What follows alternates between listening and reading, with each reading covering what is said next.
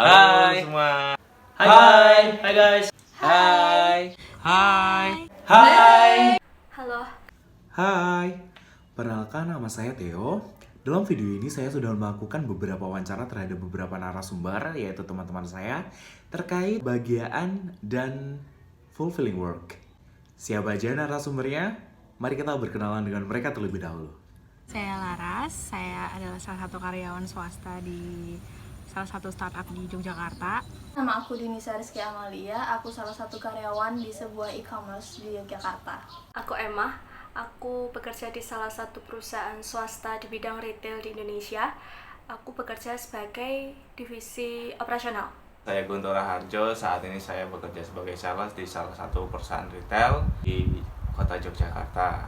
My name's Katie and I volunteer here at Chi Alpha Jogja. I'm Johnville, and I help lead the open English conversations that we do here in the IEC. Menurut kalian apa sih definisi dari bahagia itu sendiri?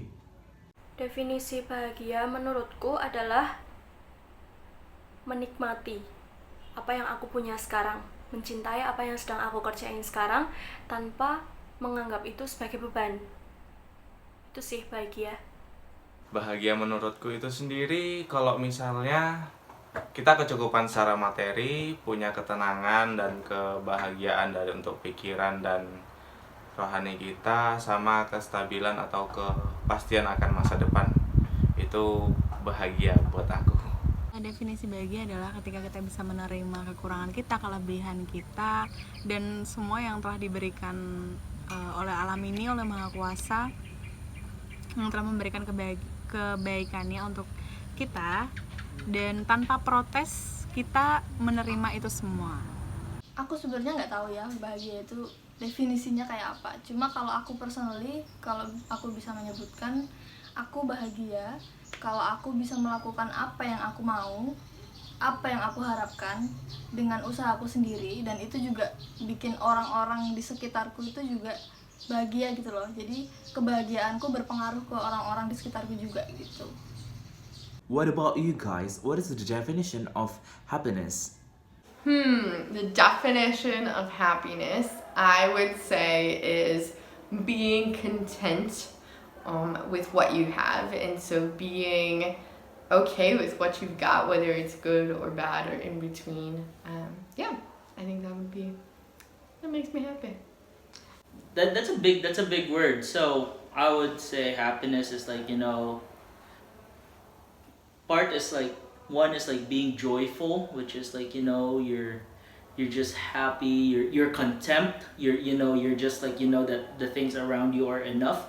I think that's how I would describe happiness, and like, also feeling loved, I would say, is like how I would describe happiness as well. So yeah. Selanjutnya, gimana sih cara kalian untuk mendapatkan sebuah kebahagiaan itu?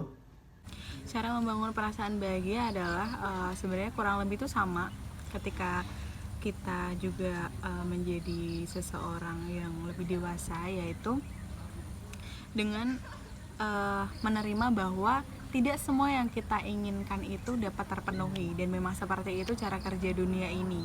Jadi memang harus kita lebih banyak bersyukur, menerima, dan tidak protes dengan apa yang terjadi di hidup kita. Kuncinya sih syukuri apa yang kita punya. Kayak misalnya kita cintai apa yang kita miliki, kita syukuri dan selalu nikmati setiap proses apapun yang terjadi di dalam hidup. Itu akan buat kita jadi lebih ikhlas dan bisa lebih fokus untuk menghadapi dan menjalani kehidupan kita. Yang pasti istirahat yang cukup. Karena kalau istirahat cukup, tidurnya cukup gitu, bangun-bangun tuh seger gitu loh. Jadi kayak ya walaupun kadang moody juga, tapi lebih berpengaruh sih lebih ke waktu istirahat sih. Cara membangun perasaan bahagia kalau dari versi aku adalah yang pertama pastinya bersyukur dengan Tuhan. Bersyukur ke Tuhan atas apa yang udah dikasih ke aku atau ke kita. Itu karena percayalah nggak semua berkat, nggak semua yang Tuhan kasih ke kita itu orang lain juga rasain. Atau berkat yang dikasih ke aku itu nggak 100% selalu sama, atau mungkin waktunya itu tepat kayak yang aku mau gitu, orang lain belum tentu juga bisa ngerasain. Itu sih salah satu faktor penting untuk aku bisa bahagia. Sama yang kedua, setelah dikasih berkat pasti percaya dong kalau Tuhan itu ngasih nggak mungkin cuma-cuma, pasti ada maksudnya, pasti ada keinginan Tuhan kalau kita itu emang ya mampu dikasih berkat itu, kekuatan kita itu di situ gitu. Itu sih. Jadi munculkan rasa bersyukur, itu pasti lama-lama bahagia. Karena kalau nggak bersyukur itu pasti akan ngerasa kurang. Jadinya ya nggak bahagia, pasti akan iri terus, pasti akan kurang terus. Now guys, how can you make yourself be happy? A way that I help myself be happy is by looking at the things around me and the things that I face in life positively. Like, you know, being optimistic is a key to being happy, because you would feel like that there is a light at the end of the tunnel in everything that you face. So I think that's how I would like practice happiness in my life. I don't think I can personally make myself happy. I think that the people around me really help in that. And then the way, I guess I do help myself. Because the way that I take care of myself can also help make me happy. But also my prayer life helps me be happy. And I think happiness is like based on circumstances. And then joy is something that you can always experience. So happiness, I don't know, it just comes and goes. But joy is forever. Boleh gak sih kalian cerita poin terendah atau fase terendah atau pengalaman tersulit dari kalian, namun kalian bisa melewatinya dengan kebahagiaan? Salah satunya itu waktu proses skripsi. Aku ngerjain skripsi itu agak lama, agak memakan banyak waktu, karena kan aku ngerjainnya sambil aku barengin sama aktivitas komunitas teater juga gitu loh. Nah, di situ sih aku ngerasa kayak berat banget gitu loh ngerjain skripsi. Tapi tuh syukurnya sih orang-orang di sekitarku juga, di komunitas itu juga support gitu loh. Jadi kamu boleh kok ikutan kita aktivitas teater gini, cuma skripsinya juga harus diselesaikan dulu. Jadi mereka tuh pengen aku ikutan, cuma juga aku nggak boleh ninggalin skripsiku gitu loh. Jadi harus dibarengi kayak gitu. Dan beberapa kali tuh aku kayak sempat dimarahin karena aku terlalu fokus asik sendiri sama dunia teaternya gitu. Jadi sampai aku lupa beberapa hari gitu, bahkan beberapa minggu sampai yang sama sekali nggak menyentuh skripsiku. Itu aku dimarahin sama orang-orang teater itu. Kamu ngapain aja? Kamu kalau cuma mau fokus di sini, mending nggak usah deh kalau sampai kamu ngeledorin skripsimu gitu.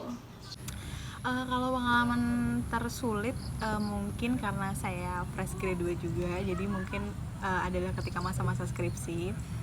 Dan di situ saya tuh ada momen-momen down, momen-momen yang tidak pernah terpikirkan bahwa saya akan menangis segitu banyaknya pada momen ini. Tapi di samping itu saya tetap merasakan kebahagiaan karena ketika skripsi itu saya dibantu oleh teman-teman saya, dan saya juga membantu teman-teman saya, di mana ketika kita juga bisa membantu orang dan orang tersebut senang, itu akan balik lagi ke kita juga akan happy. Pengalaman tersulit dalam hidup itu salah satunya waktu ngerjain skripsi. Kebetulan skripsi aku ini aku dapat dosen pembimbing yang perfeksionis banget yang pokoknya harus sesuai sama apa yang ia mau gitu, nggak bisa kita itu nego, itu nggak bisa. Nah, cuman yang membuat tersulit adalah beliau, dosen pembimbing aku ini adalah termasuk orang penting di kampus, jadi dia sibuk banget, jadi skripsi aku ini nggak kepegang gitu, nggak selalu kepegang. Sedangkan di sisi lain aku ambil skripsi itu juga telat gitu, beda telat satu semester dari teman-teman.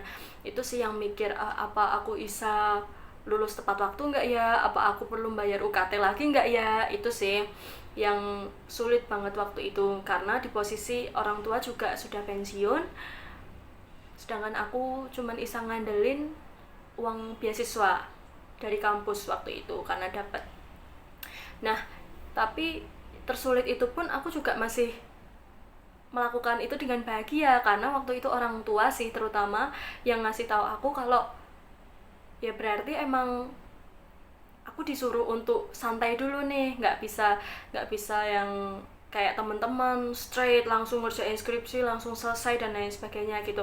Aku diminta Tuhan untuk santai dulu ngerjain skripsi nih, masih bisa santai, masih bisa main sama teman-teman dulu kemana, mau piknik, mau apa gitu sih. Itu yang membuat aku melakukan atau menjalani pengerjaan skripsiku itu walaupun deg-degan tapi aku juga tetap bahagia, tetap bisa santai, tetap nggak yang stres banget gitu karena aku memandang dari sisi positifnya bukan cuma dari sisi negatifnya. Itu aja sih. Salah satu fase terendah sih bisa dibilang waktu selama saya hidup itu waktu saya kuliah di semester 5. Itu pas waktu baru having problem sama dalam kehidupan asmara sama di kuliah, tekanannya juga cukup lagi banyak. Itu nggak tanpa sadar tuh kayak menangis sendiri di waktu tertentu, dan itu cukup mengganggu waktu tidur dan pokoknya siklus pola hidup saya itu pola tidur, pola makan itu semuanya terganggu. Nah itu butuh waktu lama untuk recovery-nya, tapi ya alhamdulillah saya bisa melewatinya pelan-pelan, mulai dari kayak salah satu solusinya tuh kayak jalan-jalan atau menyenangkan diri sendiri dulu, terus menerima apa yang udah terjadi dan fokus untuk menjalani hidup ke depannya. Can you guys tell us what is the lowest point in your journey but you can through it with happiness? Yeah, I think one of the lowest points for me was when I was 18 years old. I was engaged to get married, and at that time I was experiencing like a lot of abuse in this relationship, and I was really suicidal and heartbroken and so like hopeless. And I began to pray and ask God to reveal himself to me and show me his love for me, and he did. And I found hope, and I found life and joy and happiness. And so it was definitely a hard journey, but coming out of it, I found happiness again.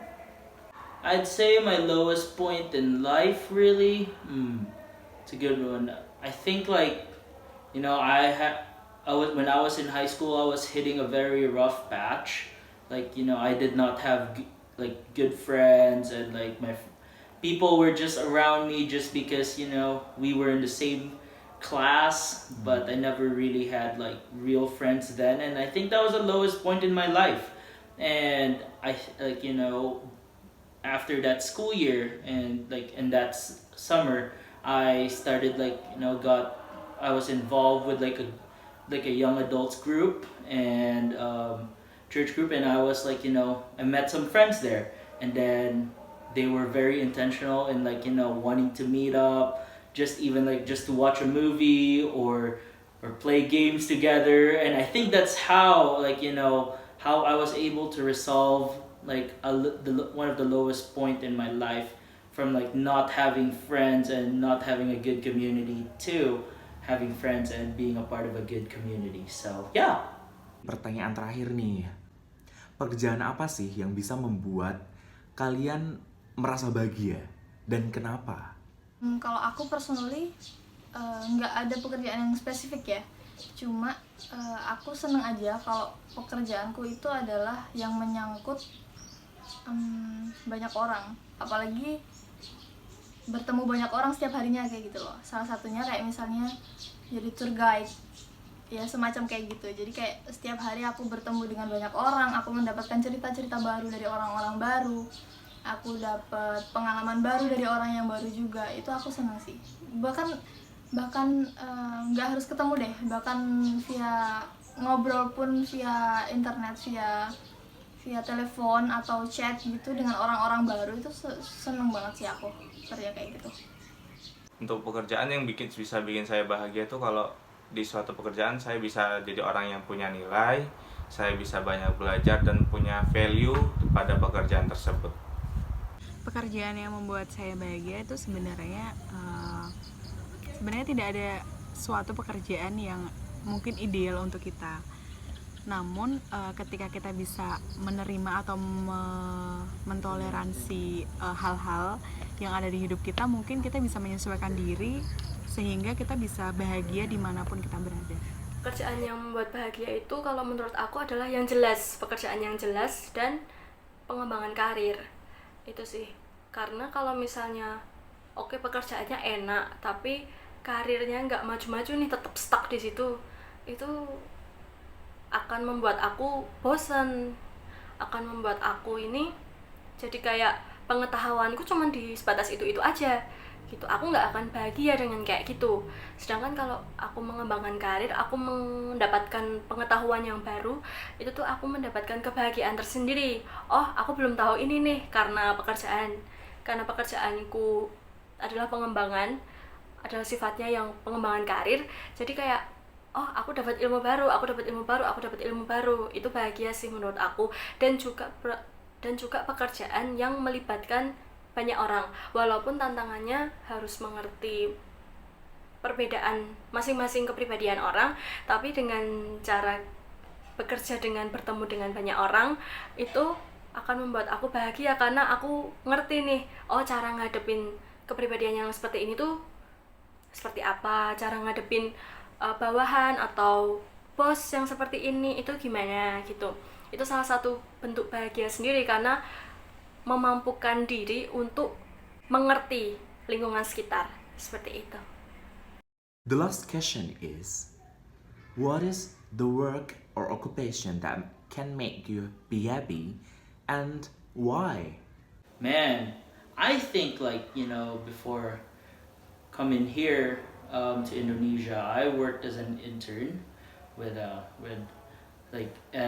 a school and at a university, and I was working with students, and I was just able to be involved with with the things that they do in life, and I think just being with people, like how I was helped from my lowest point in my life, from not having friends to actually having friends now. I think that was like something that made me feel happy, was like to give back to other people who are feeling lonely, who are feeling like not a part of a good community, to be a part of a good community. So I was able, that was a work that I felt like I was really happy in doing, because I was able to serve and able to be a good friend, be a good mentor to them too. So yeah. I think being wherever God has put me has helped make me happy. I think honoring Him and where He tells me to go or to work brings so much happiness into my life. So right now, here in Indonesia, I'm very happy. Oke, terima kasih buat teman-teman semua yang sudah menjadi narasumber. Nah, di sini yang Teo tangkep dari teman-teman semua, yang pertama, definisi bahagia itu lebih banyak yang mengatakan untuk bersyukur. Teman-teman saya yang dari USA tadi pun berkata bahwa feeling content dan enough with apa yang kita punyai itu sudah merupakan salah satu bentuk rasa syukur juga. Jadi kesimpulan yang saya dapatkan dari apa sih definisi bahagia itu adalah suatu bentuk rasa syukur. Kita bersyukur terhadap apa yang kita miliki gitu. Lalu cara untuk mendapatkan sebuah kebahagiaan tentunya setiap orang memiliki caranya masing-masing. Ada yang dengan lingkungannya dia udah bahagia, ada yang dia memiliki impact atau pengaruh terhadap lingkungannya juga membuat dirinya menjadi bahagia. Ada juga yang dengan pola tidur yang cukup dan lain sebagainya. Tentunya setiap orang memiliki cara masing-masing untuk membuat dirinya menjadi bahagia. Selanjutnya, untuk pengalaman itu banyak banget teman-teman saya yang mengatakan bahwa skripsi itu adalah pengalaman terberat. Tapi dengan support dari teman-temannya, support dari keluarga, itu dapat membuat mereka bahagia dalam melaluinya. Lalu tadi ada salah satu cerita dari teman USA saya ketika dia berusia 18 tahun tentang abusive relationship, dan dia connecting with God, dan finally she got answer from Him, dapat jawaban dari Tuhan, dan itu juga menjadi salah satu kekuatan yang membuat dia dapat kembali lagi merasakan kebahagiaan itu. Dan yang terakhir, pekerjaan apa sih yang bisa membuat seseorang itu bahagia juga itu tergantung dari bagaimana orang itu menyikapi sebuah pekerjaan. Tentunya berbeda-beda dalam setiap individu. Yang saya tangkap dari narasumber saya tadi, kebanyakan itu pekerjaan yang memiliki value terhadap diri kita memiliki value terhadap pekerjaan tersebut. Lalu kita juga merasa berkembang dalam sebuah pekerjaan sehingga kita tidak stuck dan kita memiliki pengembangan karir, atau kita juga belajar hal-hal baru dalam sebuah pekerjaan, itu juga bisa membuat seseorang menjadi lebih bahagia.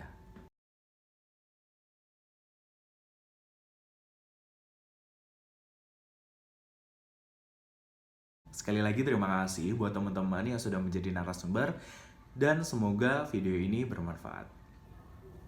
Bye!